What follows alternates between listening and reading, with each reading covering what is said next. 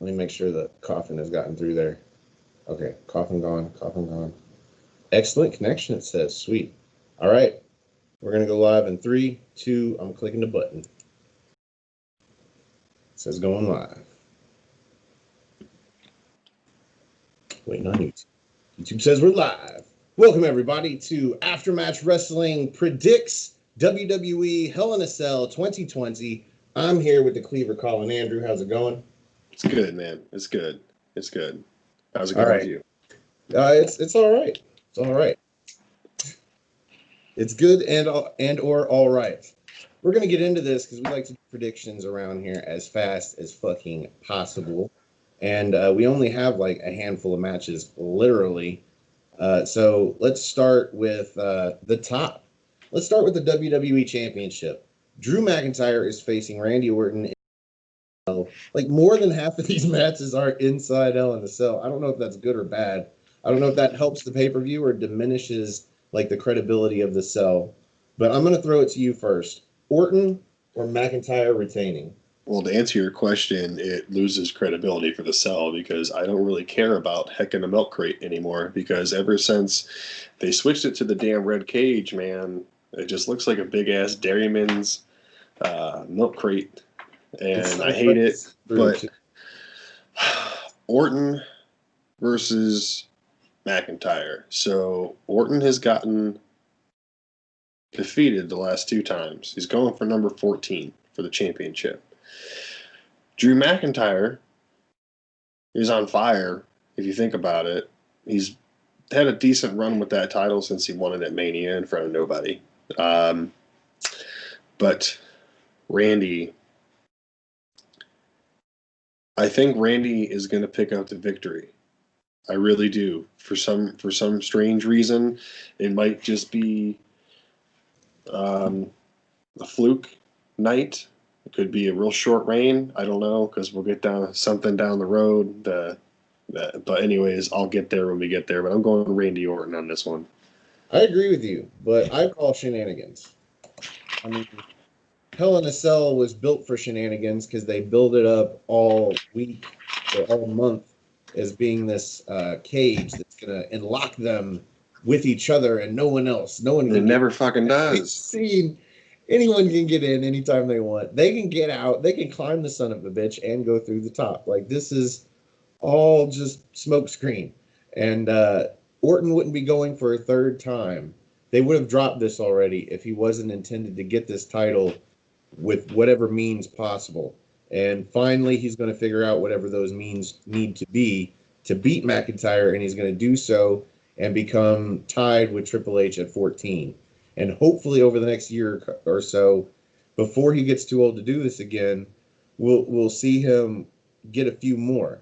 But this is 14. I'm going with you, RKO. Yeah. All right. So we are at the top, and it would be easy to go right into the Blue Universal Championship. But I'm gonna focus on Bayley because Bayley has recently hit a mark that has topped the league and will probably be the top number for a long time because nobody's ever beaten Moolah in days holding championships, amongst reigns. I think she's had 6 reigns and so many days as champion. She's already been over a year now, and yeah, she is down in the history books as of now. And this is now the time to take the belt off of her. And Sasha Banks is going to take it and hold it for a couple of weeks and then defend it on SmackDown and lose it. But I'm calling Sasha Banks. What about you? I said Banks last night in the No DQ chat during their official predictions, and I'm going to stick to that because they've been building this for so long, and if they're going to do it at Hell in a Cell, they might as well have Sasha win it because this should have drug out somehow to WrestleMania. They should have kept their hands off each other until WrestleMania and just let it go and go and go, but it's going to be boss time for about 3 weeks, and that's about it. Unless they're really going to pull the trigger and actually give Banks a good title run, because she's never had a good title run. This is true. She's never had long title runs. No. Never had a successful defense. Anyway, yeah, so let's see if we can break this. Let's move on to Roman Reigns versus Jey Uso, an I Quit match inside the cage. The stipulation is Jey has to say he quits and acknowledge that Roman Reigns is the tribal chief, or he's out of the tribe. He's like out of it. Like he receives no benefits from Roman Reigns being the WWE champion. Of course, if he makes Roman Reigns say I quit, he kind of receives all of the benefits of being the WWE champion. But whatevs. Mm-hmm. Uh, I'm gonna throw it to you first. Who you got here? Well, it's not just Jay that's out. It's Jay. It's Jay's wife. It's Jay's kids. It's Jimmy. It's Jimmy's wife. It's Jimmy's kids. It's probably Rikishi. Like, Yeah, but this is for the title, no? yes, is this for the title? But if whoever says I quit, but if Jay says I quit first, he has to acknowledge and pretty much follow Roman or he's gone. So we're gonna get this Samoan faction because we did see Jimmy on SmackDown Yeah, but I with guess I got a loophole here because if Jay wins, if he makes Roman say I quit, he gets the WWE champion, and now he's the fucking tribal chief. I'm just saying. it's not gonna go that way though. Well, of course I not. mean, it would be awesome to see some twin magic. You know what I'm saying? Go down. But Of course not. I uh, think everybody and their grandmother has got Roman Reigns winning yes. this. If Yeah, you if you you don't bet have Jey Roman, Uso, I mean, you're going to get a ridiculous turnover if you bet real money because the odds are crazy. But you'd have to be crazy because they're not going to put the belt on him. Yeah, you're right. Reigns. Let's move on. Let's move on to something fun. Hardy versus Elias. Jeff Hardy has an impromptu, well, sort of. I mean, this does and doesn't make sense. Makes sense for Elias to attack Jeff if he thinks that Jeff honestly was the person who drove the car into him. But we all figured out that it wasn't Jeff, and Elias was at home. Why wasn't he watching and figuring that out himself? Uh, I'm gonna just go with Jeff Hardy for some reason because I feel like they love Jeff Hardy. They just love some Jeff Hardy all up on them. And what about you? and this is where you and I part ways here. I am going Elias. Elias is back. Elias is money. Elias is in line for a push. And this is the start of it, thanks to Jeff Hardy being the type of person that he is, being the start of getting him over. Is Jeff Hardy on Raw now? Yes, sir. I was thinking that he was in line for a push against Roman Reigns, but is it likely that he's in line for a push against Drew McIntyre? Or, well, maybe Randy Orton. You know what? Maybe it starts with Bobby Hardy. Lashley. You know what? I'm sticking with Jeff Hardy. We have one more match that we know of. Of course, they love to throw in matches day of. I would guess that none of these five we're talking about here are going to be pre-show matches. So we're going to get a spontaneous kickoff match, of course. Yeah. And somewhere in here, we're going to get a match that's going to further along or settle a feud that we weren't really thinking about, and neither were they until day of when they're like, we need some filler. Let's see, whose turn is it? I think it's your turn to go first. We've got Otis versus The Miz. Winner of this match takes Money in the Bank, the briefcase, or the lunch pail, or whatever, home. They take the contract. They are the new or current Mr. Money in the Bank. The end of the match. The end of the match, who's Mr. Money in the Bank, Colin?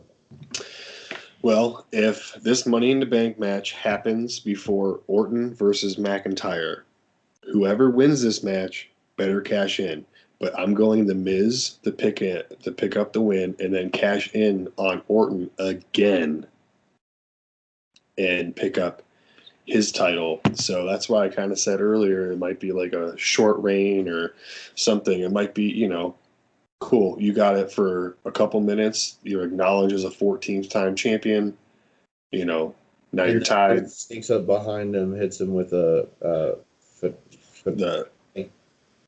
The finale, and then grabs a quick victory, and we walk out of Hell in a Cell with Miz as the WWE champion somehow, some way. Sounds fun.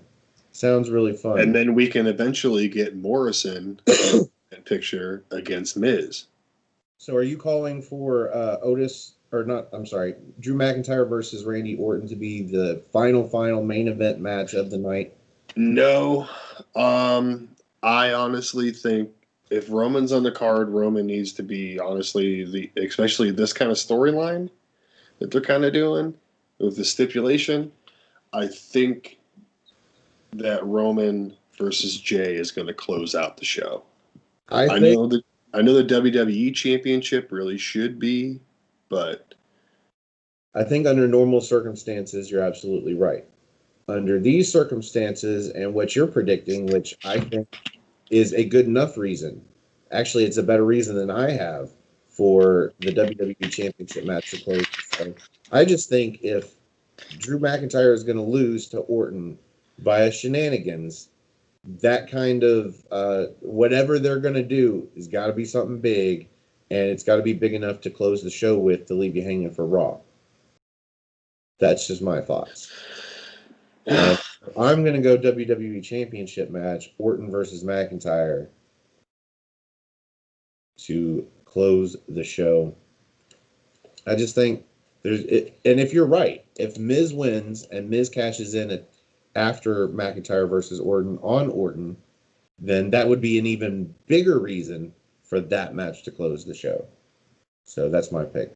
Any final thoughts or anything on the pay per view? look for me at like 9 on Thunderdome. I'll be there. And then at like 7:45, or I have 7:45 call time on Raw, so I'll be on the opening segment era of Raw. So, pew pew, that's it. I mean, I don't really care. Cheap seats. I'm over the gimmick match pay-per-views. I miss when the Hell in a Cell meant something. It was we're ending this feud in one way and one way possible. Um, same thing with the tables, ladders, chairs match. Same thing with the Money in the Bank. Same thing with any other elimination chamber. You know what I mean? Like, come Money on. in the Bank was built at WrestleMania and should have remained at WrestleMania. It should have never been a pay per view. Same. I agree with you with everything else. Occasionally, it would be fun to slip one in retro, retro style like NXT has been doing with some of these WWE or WCW concepts and old WWF concepts. But yeah, I say get rid of them. Just it seems so lazy. Lazy's the word. Uh, Yeah, because we know in February, it's Elimination Chamber. We know every December it's TLC. and Like, not necessarily. And elimination chamber used to mean something too. You bring it in when you've got so many A-list wrestlers, so many main eventers on the same brand that you need a way to get 6 or 8 of these some bitches in a ring in a dangerous environment where it's not just first to the pinfall or submission; they take each other out one by one. yeah. These ideas are great, but as pay-per-views, it's lousy and lazy and forced. And I think we've all agreed upon this. I wish they'd do something about it, but it doesn't seem too likely at this point. Nope. Anyway, way to end it on a downer, Colin. Let's bring it up with some plugs. Where can everybody find you? You can find me in the Cleaver Colin Andrew on my YouTube page or nodq.com/Colin. Takes you to my Twitter page. That's really about it. All right. You can find me on Twitter. Go to nodq.com/Stefan, Stefan, or just at Stefan R. Osborne, Osborne. There's also Aftermatch on Facebook and Instagram and Twitter. Just search for him. You'll find it. It's not hard. He runs like 2 or 3 of those. It's crazy. So hit him up on there. Give him some likes and some follows. Give me some likes and some follows on Instagram. I keep getting more. I don't know why I don't have anything, but it's fun. I don't clog up your newsfeed. Other than that, I think that's it.